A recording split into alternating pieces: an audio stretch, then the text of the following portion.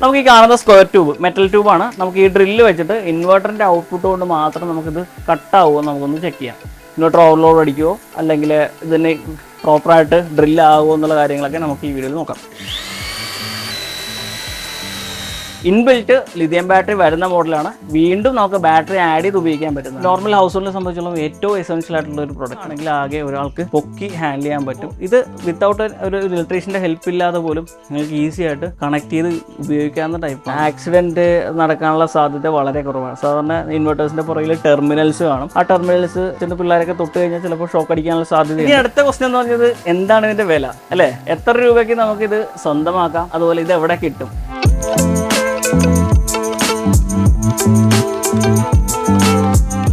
Hello everyone, സോളോകാർഡിൻ്റെ ഏറ്റവും പുതിയ എപ്പിസോഡിലേക്ക് എല്ലാവർക്കും സ്വാഗതം. നമ്മൾ മലയാളികൾക്ക് ഒട്ടും ഒഴിച്ചുകൂടാനാവാത്ത ഒരു പ്രൊഡക്റ്റാണ് ഇൻവെർട്ടർ ബാറ്ററി എന്ന് പറയുന്നത്. 80% മലയാളികൾക്കും കറണ്ട് പോകുന്ന ഒരു പ്രശ്നം വളരെ അവരുടെ ജീവിത സാഹചര്യത്തെ അഫക്റ്റ് ചെയ്യുന്നതാണ്. അതിന് നമ്മൾ പലരും ഇൻവെർട്ടറും ബാറ്ററിയും വീട്ടിൽ മേടിച്ച് ഉപയോഗിക്കാറുണ്ട്.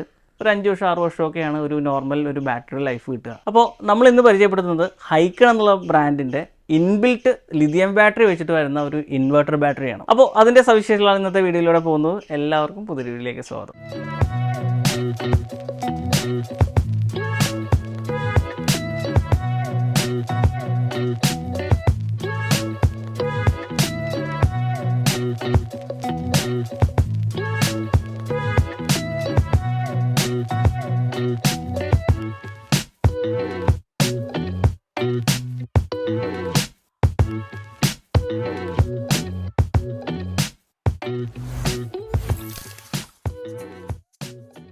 അപ്പോൾ നമ്മുടെ കയ്യിലുള്ളത് ഒരു 21 കിലോ വെയിറ്റ് വരുന്ന ഇൻവെർട്ടർ ബാറ്ററിയാണ്. നോർമലി ഒരു 100 ബാറ്ററിക്ക് എങ്ങനെയായാലും ഒരു 50 കിലോ അടുത്ത് വെയിറ്റ് ഉണ്ടാവും. പിന്നെ ഒരു ഇൻവെർട്ടർ ആണെങ്കിൽ ഒരു 8 കിലോയുടെ അടുത്ത് ഇൻവെർട്ടറിന് വെയിറ്റ് ഉണ്ടാവും. അപ്പോൾ ടോട്ടൽ ഒരു 60 കിലോ അപ്രോക്സിമേറ്റ് ടോട്ടൽ വെയിറ്റ് ഒരു 100 ബാറ്ററിയുടെ സിസ്റ്റം നമുക്ക് ഉണ്ടാവും. ഇതാണെങ്കിൽ ആകെ ഒരാൾക്ക് പൊക്കി ഹാൻഡിൽ ചെയ്യാൻ പറ്റും, കുഴപ്പമൊന്നുമില്ല. ഒരു 21 കിലോ വെയിറ്റ് വരുന്ന ഒരു മോഡലാണിത്. ഇൻബിൽറ്റ് ആയിട്ടാണ് ഇതിന്റെ ഇൻവെർട്ടറും ബാറ്ററിയും കാര്യങ്ങളും വരുന്നത്. അപ്പോൾ ഇതിന്റെ വിശേഷങ്ങൾ നമുക്ക് പോവാം. 1200 VA ആണ് ഇതിന്റെ ഇൻവെർട്ടറിന്റെ കപ്പാസിറ്റി വരുന്നത്. 960 വാട്ട് വരെ പവർ ഇൻപുട്ട് എടുക്കുന്നതാണ്. കൂടാതെ 100H 12 വോൾട്ടിലാണ് ഇതിന്റെ ബാറ്ററി കപ്പാസിറ്റി വരുന്നത്. നോർമലി ഒരു ലിഥിയം ബാറ്ററി 10 വർഷം വരെ മിനിമം ആവറേജ് നമുക്ക് ലൈഫ് കിട്ടുന്നതാണ്. അപ്പോൾ നമുക്കിത് അഴിച്ചിട്ട് എന്താണ് ഇതിന്റെ കൂടെ വരുന്നത് എന്നുള്ളതും അതിന്റെ വിശേഷവും കാര്യങ്ങളെല്ലാം നോക്കാം.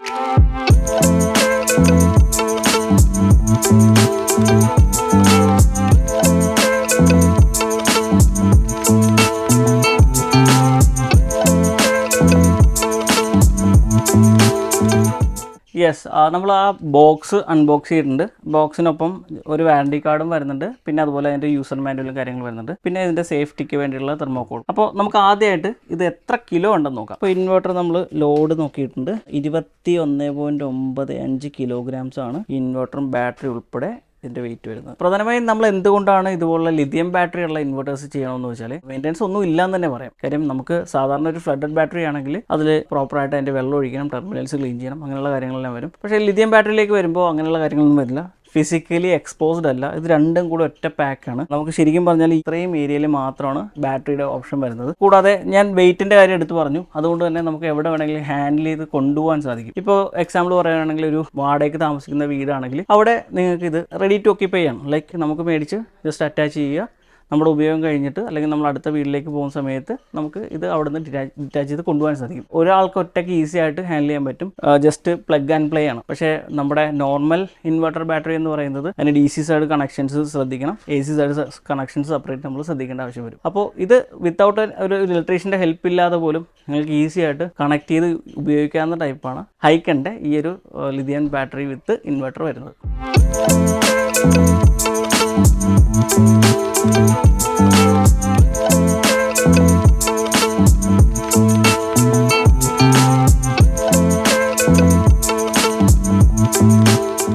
ഹൈക്കൺ ഹാലോ 1200 എന്നുള്ളതാണ് ഈ ഒരു മോഡലിൻ്റെ പേര് വരുന്നത്. 100H ഇൻപാക്ക് ലിഥിയം ബാറ്ററി വരുന്നതാണ്. നമുക്ക് 960 വാട്ട് വരെ നമുക്കിത് ലോഡ് ചെയ്യാൻ പറ്റും. പിന്നെ വേറൊരു അഡ്വാൻറ്റേജ് എന്ന് പറഞ്ഞാൽ നമുക്ക് വീണ്ടും ഒരു ബാറ്ററി പാക്ക് ഇവിടെ ആഡ് ചെയ്യാൻ പറ്റും. ഇതിൻ്റെ തൊട്ട് താഴെയായിട്ട് ഇതുപോലെ തന്നെ വീണ്ടും ഒരു ബാറ്ററി പാക്ക് ആഡ് ചെയ്യാൻ പറ്റും. അപ്പോൾ ഒരു 200H വരെ നമുക്ക് എക്സ്പാൻഡ് ചെയ്യാൻ പറ്റുന്ന രീതിക്കാണ് ഈ ഒരു ഇൻവെർട്ടർ വന്നിരിക്കുന്നത്. അതിൻ്റെ വാറണ്ടി ടൈംസ് പറയാനാണെങ്കിൽ 2 ഇയേഴ്സിൻ്റെ ഇൻവെർട്ടർ വാറണ്ടിയും അതുപോലെ 4 ഇയേഴ്സ് ബാറ്ററി വാറണ്ടിയും 7 ഇയേഴ്സ് ട്രാൻസ്ഫോർ വാറന്റിയാണ് ബ്രാൻഡ് ഓഫർ ചെയ്യുന്നത്. ഇതിൻ്റെ ബാക്ക് പാനലിൽ വരുന്നത് ഈ ഒരു ഏരിയയിലായിട്ട് നമുക്ക് ഇതിൻ്റെ ഒരു കൂളിംഗ് ഫാൻ കാണാൻ സാധിക്കും. പിന്നെ അതുപോലെ AC ഔട്ട്പുട്ട് എടുക്കുന്നത് പ്ലഗ് യൂസ് ചെയ്തിട്ട് തന്നെയാണ്. പിന്നെ അതുപോലെ ബാറ്ററിയുടെ MCB ആണ് ഈ കാണുന്നത്. എന്തെങ്കിലും ബാറ്ററി എമർജൻസി ഉണ്ടായി കഴിഞ്ഞാൽ ഇത് ട്രിപ്പ് ആവുന്നതാണ്. 125 ആംപിയർ DC-യുടെ ഒരു ബാറ്ററി MCB ആണ് ഇതിൽ കൊടുത്തിരിക്കുന്നത്. കൂടാതെ നമുക്കൊരു എക്സ്റ്റേണൽ ബാറ്ററി, ഞാൻ കുറച്ച് മുമ്പ് പറഞ്ഞിരുന്നു, എക്സ്റ്റേണൽ ബാറ്ററി ആഡ് ചെയ്യുന്നതിന് ഇവിടെ ഓപ്ഷൻ ഉണ്ട്. സെപ്പറേറ്റ് ആയിട്ട് വീണ്ടും അടുത്ത സെറ്റ് ബാറ്ററി ഇതിനോടൊപ്പം പാരൽ ചെയ്യാൻ പറ്റുന്നതാണ്. ഈ ഒരു സിസ്റ്റം 2 മോഡിൽ വർക്ക് ചെയ്യുന്നതാണ്,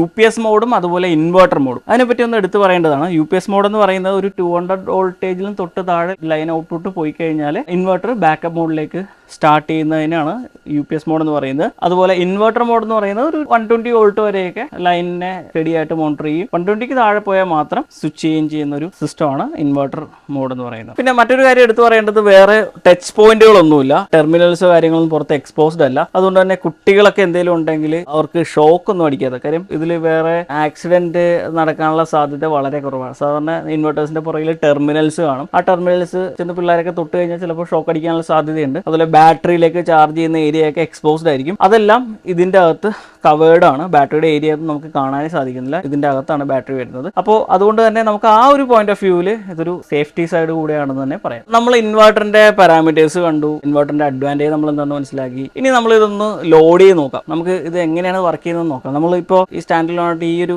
ഏരിയയിൽ ഞങ്ങൾ തന്നെ ഉണ്ടാക്കിയെടുത്ത ഒരു ടേബിൾ സ്റ്റാൻഡ് സെറ്റപ്പ് ആണ്. ഇതിൽ വെച്ചിട്ട് തന്നെ നമ്മൾ ഇതിന്റെ ഔട്ട്പുട്ട് ഒന്ന് ചെക്ക് ചെയ്ത് നോക്കുകയാണ്. നമുക്കൊരു ഡ്രിൽ ഒന്ന് കണക്ട് ചെയ്ത് നോക്കാം. അപ്പോൾ അതിന് വേണ്ടിയിട്ട് പാക്ക് ചെയ്ത് വരുന്ന സമയത്ത് തന്നെ MCB ട്രാൻസ്പോർട്ടേഷനിൽ നിന്ന് ഓൺ ആയിരിക്കാൻ വേണ്ടി ഇവർ ലോക്ക് ഇട്ടിട്ടുണ്ട്. ആ ലോക്ക് നമുക്കൊന്ന് റിമൂവ് ചെയ്യണം. യെസ്, ഈ ലോക്ക് റിമൂവ് ചെയ്ത് കഴിഞ്ഞാൽ ഇതിൻ്റെ MCB ഓൺ ആക്കുക. യെസ്, ഈ ഒരു ബീപ്പ് സൗണ്ട് കേട്ടിട്ടുണ്ട്. നമുക്കിനി ഇൻവെർട്ടറിൻ്റെ ഫ്രണ്ടിലേക്ക് വരാം. ഇൻവെർട്ടറിൻ്റെ ഡിസ്പ്ലേ പാരാമീറ്റേഴ്സ് ആണ് കാണുന്നത്. നമുക്കിപ്പോൾ ഗ്രിഡ് കൊടുത്തിട്ടില്ല, അതുകൊണ്ട് തന്നെ ഗ്രിഡ് 0, അതുപോലെ ഗ്രിഡ് ചാർജറിൻ്റെ കാര്യം കാണിക്കുന്നില്ല. ഇൻവെർട്ടർ നോട്ട് റെഡി എന്ന് പറയുന്നത് നമ്മൾ ഇവിടുത്തെ പുഷ് ബട്ടൺ ഉണ്ട്, അത് ഓൺ ആക്കാത്തതുകൊണ്ടാണ്. അഗെയിൻ അതിലെ ടെമ്പറേച്ചർ കാണിക്കുന്നുണ്ട്. പിന്നെ ബാറ്ററിയുടെ വോൾട്ടേജ്, ഇപ്പോൾ ബാറ്ററി അറൗണ്ട് ഫുള്ളാണ്. 13.3 വോൾട്ടാണ് ബാറ്ററിയുടെ സൈഡ് വരുന്നത്. അപ്പോൾ ബാറ്ററി ഏകദേശം ഫുൾ കണ്ടീഷനിലാണ് നിൽക്കുന്നത്. നമുക്കിനി ഇൻവെർട്ടർ ഓൺ ആക്കിയിട്ട് ഇൻവെർട്ടറിൻ്റെ ഔട്ട്പുട്ട് എടുത്ത് നോക്കാം. യെസ്, അപ്പോൾ നമുക്ക് ഇൻവെർട്ടർ, ഈ കാണുന്ന ഡ്രില്ലിംഗ് മെഷീൻ നമുക്ക് ഇൻവെർട്ടറിൽ വർക്ക് ചെയ്തതിന് ശേഷം ഇതിൻ്റെ ഔട്ട്പുട്ട് എങ്ങനെയാണ് നമുക്ക് നോക്കാം. അപ്പോൾ നമ്മൾ ബാറ്ററിയുടെ MCB ഓൺ ആക്കി. നമുക്ക് ഈ കാണുന്ന 450 വാട്ട്സ് വരെ ലോഡ് എടുക്കുന്ന ഡ്രില്ലിംഗ് മെഷീനാണിത്. ഇതൊന്ന് നമുക്ക് ഇൻവെർട്ടറിൽ കണക്ട് ചെയ്ത് നോക്കാം. ഡ്രില്ല് ഇപ്പോൾ ഇൻവെർട്ടറിൻ്റെ ബാക്കിൽ കണക്റ്റഡ് ആണ്. യെസ്, ഇൻവെർട്ടർ നമുക്കൊന്ന് ഡിസ്ചാർജ് ചെയ്യാം. ഇൻവെർട്ടറിൻ്റെ പുഷ് ബട്ടണിൽ ഒറ്റ തവണ ക്ലിക്ക് ചെയ്ത് കഴിഞ്ഞാൽ ഇൻവെർട്ടറിൻ്റെ ഡിസ്ചാർജിങ് പൊസിഷൻ കാണിക്കും. യെസ്, ഇൻവെർട്ടർ റെഡിയാകും. ഈ ഡ്രില്ലിംഗ് മെഷീൻ വർക്ക് ചെയ്യേണ്ടിയിരിക്കുന്നത് ഇപ്പോൾ ഇൻവെർട്ടറിലാണ്. എത്ര പെർസെൻറ്റേജ് ലോഡ് എടുക്കുന്നുണ്ടെന്ന് നമുക്ക് ഇൻവെർട്ടറിൻ്റെ ഡിസ്പ്ലേയിൽ കാണാൻ സാധിക്കും. ഇതിപ്പോൾ ഈ ഡ്രില്ലിംഗ് മെഷീൻ എത്ര വാട്ട് പവർ എടുക്കുന്നുണ്ടെങ്കിൽ അറൗണ്ട് ഒരു 168 വാട്ട്സ് ആണ് ഈ ഡ്രില്ലിംഗ് മെഷീൻ. കാര്യം നമ്മളിത് ഫുൾ ലോഡിലല്ല ഉപയോഗിക്കുന്നത്, അതുകൊണ്ട് തന്നെ 168 വാട്ട്സ് ആണ് ലോഡ് എടുക്കുന്നത്. നമുക്ക് ഇൻവെർട്ടറിൻ്റെ ഡിസ്പ്ലേയിൽ തന്നെ എത്ര ഔട്ട്പുട്ട് പവർ എടുക്കുന്നുണ്ടെന്നുള്ളത് കൃത്യമായിട്ട് നമുക്ക് ഐഡൻറ്റിഫൈ ചെയ്യാൻ സാധിക്കും. നമുക്ക് ഈ കാണുന്ന സ്ക്വയർ ട്യൂബ്, മെറ്റൽ ട്യൂബാണ്. നമുക്ക് ഈ ഡ്രില്ല് വെച്ചിട്ട് ഇൻവെർട്ടറിൻ്റെ ഔട്ട്പുട്ട് കൊണ്ട് മാത്രം നമുക്കിത് കട്ടാവുമോ നമുക്കൊന്ന് ചെക്ക് ചെയ്യാം. ഇൻവെർട്ടർ ഓവർലോഡ് അടിക്കുമോ അല്ലെങ്കിൽ ഇതിന് പ്രോപ്പറായിട്ട് ഡ്രില്ല് ആകുമോ എന്നുള്ള കാര്യങ്ങളൊക്കെ നമുക്ക് ഈ വീഡിയോയിൽ നോക്കാം.